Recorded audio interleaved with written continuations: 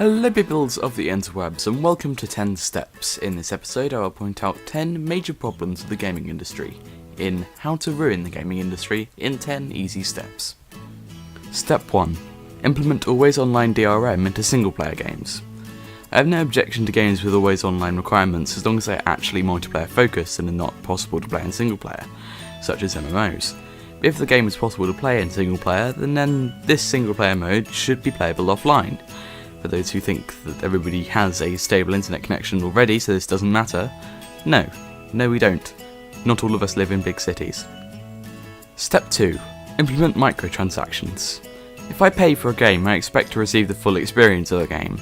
I don't expect how to be constantly told, you have to buy this DLC pack to go here, /use this thing, /play this chapter. Step 3. Implement multiplayer shortcut packs. What is the point of playing a game with the goal of progressing to the highest level if you just want to play 12 ridiculouses and have the game complete itself? Also, this screws over people who actually play the game properly. Step 4. Use single player pay to win. Same argument as step 3 here, but this time you completely devalue the game.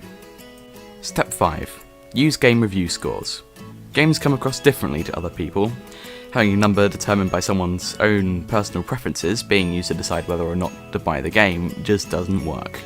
Not everybody likes the same things as everybody else. Step 6. Copy and paste. For a game to be worth making, in my eyes, there needs to be something different about it. For example, the COD franchise copies and pastes more often than someone writing dubstep lyrics. We need more interesting concepts for games and less repeats, please. Step 7. Overpriced games. Most of the best games I played last year were less than £15, and most of them had a load more content than the more expensive games. For example, 20 quid for Ride to Hell Retribution, a game which is completely broken, and Garry's Mod, one of the most entertaining and open and expandable games around, costs around £6. Step 8. Don't bother to test games before release. If you have a high budget to make a game, you should at least use some of it to get your game tested. This should be an industry standard. There are no excuses for bugs in AAA games. Step 9. Create games designed to take advantage of social media. To explain this point, I have one request. Say something good about Candy Crush.